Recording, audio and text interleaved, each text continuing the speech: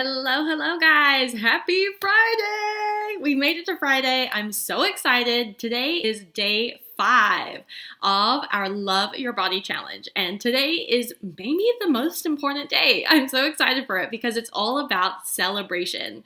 Now, you often hear this idea of celebration and you're probably like, that sounds kind of silly. Like, why should I make this an important part of loving my body? And that's what we're going to be talking about today. So make sure to join me live in the comments or hit hashtag replay if you're watching the replay.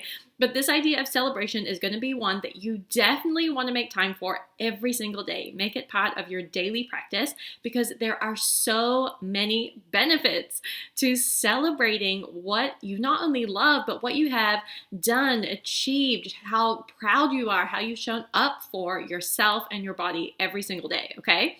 So celebration is not typically something that we make time for. I think that we've been brought up in the society where it's all about achieving the next thing. And as a result, we don't really take time, hi Loren, take time to stop, pause, have awareness, and really notice how much we have done for ourselves.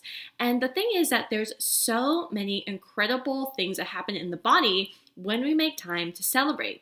So it has a huge impact on our hormones. When we celebrate, it actually releases some feel-good chemicals or hormones in the body, mainly dopamine, oxytocin, and serotonin. These are kind of this cocktail of feel-good chemicals that literally help to boost your energy, make you smile, release tension and stress in the body. And overall, what the really important thing that I would love for you to take away from this is that when we celebrate, it actually helps to rewire our brains. So you've probably heard of this idea of neuroplasticity, and that is how malleable your brain is to taking on new things. So neuroplasticity is when we're able to create a new habit, or in this particular case, when we connect the idea of celebration as a reward, what our brain does is it goes back to find the action that created that reward.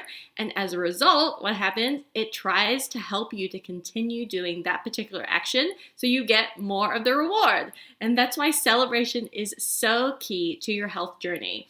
If we don't stop to really take note of the milestones, of the things that we have accomplished, not just every month or week, but every day, we actually lose motivation. Not only that, it causes our stress levels to continue to be piled up on top of itself, and it makes it more difficult for us to really deal with the stresses of life, because with celebration, there's smiling, there's laughter, there's like high-fiving yourself or others, and that actually helps to lower your stress levels. It lowers cortisol, the stress hormone in the body. When cortisol is lowered, it increases the amount of those cocktail of feel-good chemicals, the oxytocin, the dopamine, and the serotonin. And so that's why celebration is not just amazing for your hormones, not just amazing for your stress levels, but it's actually a really important part of rewiring your brain. And the more that you celebrate, then the faster the connections are going to be created in your brain so that you continue to do the action. So what I would love to hear from you in the comments today and on the later post is, what are you celebrating about your body or something that you did this week? It can be related to, obviously, your physical body. It can be related to how you ate. It can be related to how you moved your body. Or maybe it's just a shift in thinking that you really want to celebrate. And oftentimes, those are the things that we pay the least attention to because we can't see our thoughts, right? When we can't see it, oftentimes we think that it's not as important. But shifting your thinking is key, right? And that's why we're helping you to do that through the use of celebration. So I would love to hear from you. What are you celebrating today? This is going to be such a fun thing to do because, once again, it's giving back to ourselves. It's honoring what we have done. It's honoring our bodies. It's honoring how we have shown up in the world. So share it with me in the comments. I would love to hear from you. And as a sneak peek, I've been working on something really, really fun that I'm going to be launching on Monday. But stay tuned throughout the weekend because I am going to be sharing with you more tips and tricks to help you to continue the amazing practices that we've talked about this week. And just as a recap, we've talked about blood sugar balance, why protein is so important. We've talked about mindful eating.